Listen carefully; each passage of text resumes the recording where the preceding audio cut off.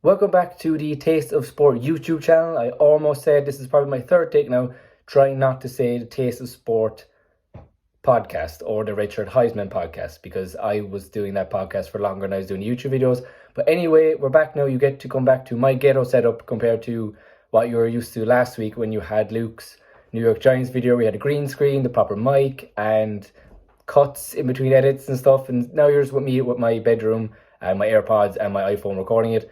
But anyway, we're going to get into some. Now, I want to make sure clear first of all, I'm not doing a rankings of like the most underrated draft prospects. I just picked 5 draft prospects in this NFL draft, upcoming NFL draft now in April, that I see are underrated, not the most underrated. Maybe one of them I might see as the most underrated. Again, I'm looking down because that's where my notes are. But I'm not ranking them, even in order of what I have them, and they're not what I call the most underrated, but just some underrated prospects I want to touch on, guys who I like, who I think should be first, second rounders who aren't getting the most publicity or are people are kind of in and out between them. Definitely starting off with the first one who's not getting any love whatsoever, probably in the combine, hopefully, is Evan Hull from Northwestern, running back. Obviously, last season he finished with 914 yards, 5 touchdowns, almost 4.5 yards per carry, 51 forced missed tackles, and in the passing game, which is where most of his promise comes for me, he had 54 receptions, 536 yards, 2 touchdowns. Now 213 of those yards were against Duke. He's the guy I really like because, well, first of all, I'm a bit biased because I did go to the college football game between Nebraska and Northwestern in Dublin here in Ireland. And by far, I was looking at the likes of Evan Hull and Peter Skoronsky for Northwestern, even though I did enjoy Casey Thompson for Nebraska. But like when you look at Hull, the notes I have on him, he is good hands as a receiver. He has deadly cuts with good timing. He's not the quickest running back, but he does still do well as a downhill runner through the middle, through the gaps, the A-gap, I guess. And he's not the strongest with breaking tackles and not a great blocker. That's why in this class, he's going to end up being a decent NFL running back in my eyes. But with the versatility of the likes of, say, a Deuce Vaughn, or obviously the number one running back by far, which is Bijan Robinson, and Jahmyr Gibbs is another versatile back who are more physically imposing than a 5'10", 210-pound Evan Hull. So he's like a bowling ball, really. He does have a bit of breakaway speed, but like I said, not as quick as a Bijan, not as dynamic as a Deuce Vaughn. But I do like him. I do think he should get some love. And especially in the passing game, like Deuce Vaughn is a bit different. He can line up. He runs routes a bit better than Evan Hull, but Evan Hull is kind of just good at an after-the-catch kind of guy. Yards after catch would be a better way of putting it. So that's why I do like him. And I think he will fit into some sort of scheme in the NFL. And anyway, I want to give him some love because I don't see any love for him anywhere, because obviously people are looking at the likes of Bijan Robinson, who would be a 99% a first round back, and Jahmyr Gibbs from Alabama, who might squeak in to the first round. Next, I'm going to look at Kalijah Kancey, defensive tackle from Pitt. He finished with 47 pressures, 8 sacks, and 30 quarterback hurries in 2022.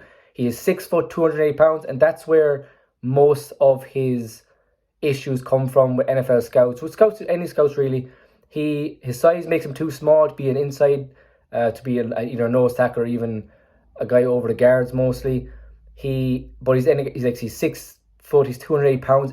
His explosiveness does mean he probably can't come off the edge, but he's got a kind of tweener guy where he has first round especially in this year's draft, where like you have the top guys and there's a bit of a fall off, a decent amount of fall off in every position really. But Kalijah Kancey, when I wrote down, he's explosive off the line with good hands and pass moves inside. He lined up all across the Pitt line this year. I think he lined up nose tackle the odd time, definitely as a 3-tech, even on the outside as more of an edge rusher. He was outside the tackle as well. His biggest thing is, like I said, his size. You don't know where he fits in, but when he gets his hands up first, he's deadly. He is explosive off the line, even at 280 pounds, which is obviously why he's a bit quick off the line. He's 6 foot, a bit short. Like, I like him, and in the defensive class, we're kind of looking at Jalen Carter as a top 3, argue a top 2 player overall prospect draft anyway. I think Kalijah Kancey will fall, but probably might. His pass rush promise, I think, should get him probably on a day 2, second, maybe early 3rd round. But I think he's underrated just in the fact of his size will make you look away from him, but at the position. But his pass moves is what I like about him a lot. Next, a guy I really, really do like is the Parker Washington, wide receiver from Penn State. Did I say? I did say College Kansas played for. Yeah, I did.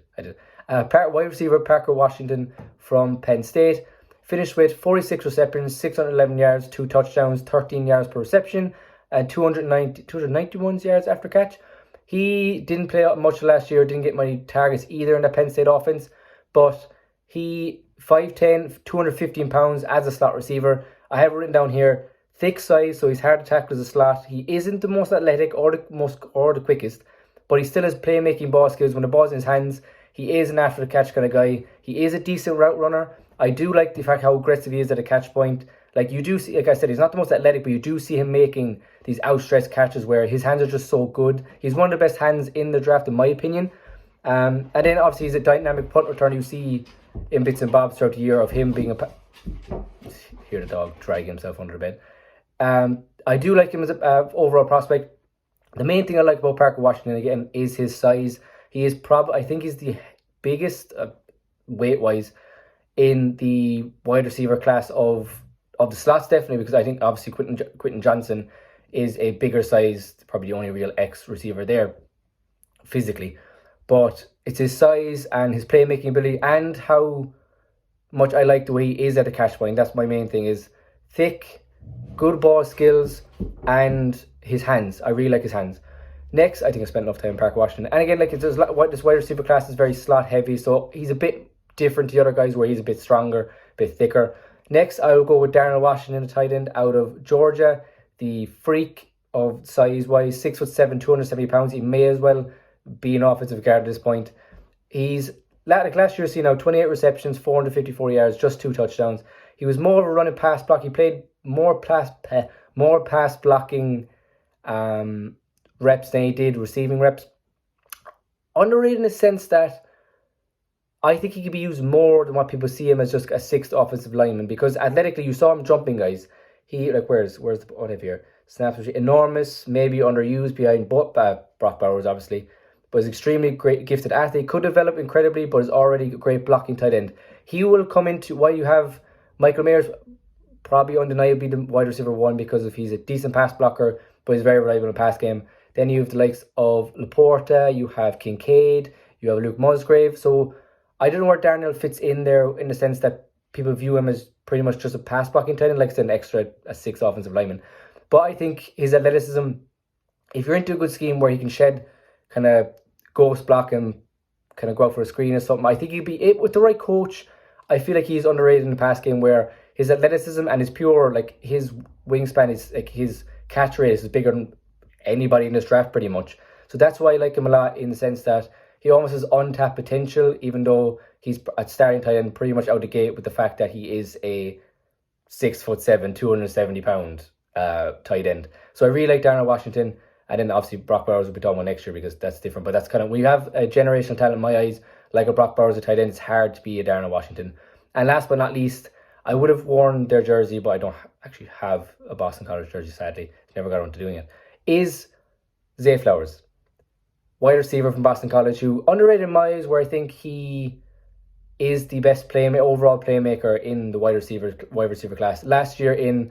And trust me now, because I watched too much for my health Boston College last year, played an awful offense. Jurkovich was pretty bad, offensive line was pretty bad, the scheme was pretty bad. He still finished with, like I said now, 1,077 yards catching, 12 touchdowns, 78 receptions. That's almost 14 yards per reception. I have extremely quick, has good long speed, and his main gripe that people are going to have with him is the fact he's 5'7", 172 pounds. That, if I remember, is even smaller than what Devontae Smith was. Obviously, height-wise, he's smaller than what Devontae Smith was. And obviously, Devontae Smith, a different caliber of prospect. But I think Zay is... You saw him take a few reps in punt returning in the Senior Bowl practice. So I think that's a good way to get him started in the NFL as well. But my main thing is he's a good route runner.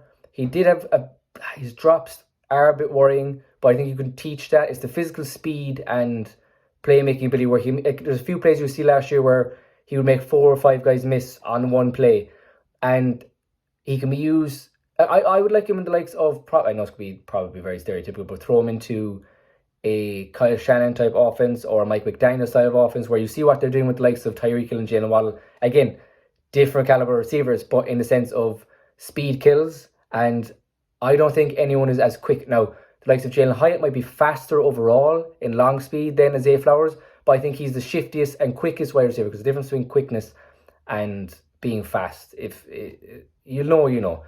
But in that sense, that's why I think he's underrated. I think he could squeak in the first round. People now, the combine's going to say a lot. I think it was 40 time. If he does end up doing, I hope he probably will do the combine.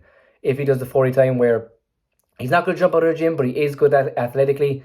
But it's the speed that's going to, if he can get to a 4.3, I think it's going to be a first round draft pick. And like I said, underrated in my eyes, in the sense that he, obviously Jordan Addison's better route runner. He's bigger, but small, also still kind of small guy. So I would think that Zay Flowers is versatile, and his speed is something that's going to be somewhat overrated. But I think his playmaking ability might be underrated. I don't know. I think he's underrated in the sense that I think he's a top 5 wide receiver in this class, but some might go between, I've seen some have 1, some people have him at 10, some people have him at 4, some people at 8. He's a very polarizing talent in this class, but overall I do love him, obviously, but I think he is underrated in the sense that he's a lot better playmaker than people think. So I have Zay Flowers, Evan Hull. I have 2 wide receivers here because the wide receiver class is all over the place. Darnell Washington, Kalijah Cansey, and Evan Hull, I think I said Evan Hull already, and Parker Washington. So we'll check back at draft time after, maybe, I might look back at these after maybe the comments, see what people are thinking about these kind of guys. But let me know what you think about these guys, if you think they're underrated, overrated, properly rated. But it's fun time now, because we're into draft season now, and a lot of these guys are going to be overbooked or underlooked. So anyway, we'll have to see where it goes, but these are guys I like. And if we're going back to my takes, I had Jalen Hurts, my favorite wide receiver in that draft. Now it's Super Bowl quarterback. So that's what I would say. I'll see you guys next time. No idea what I'm going to do, but thanks for watching, and bye-bye.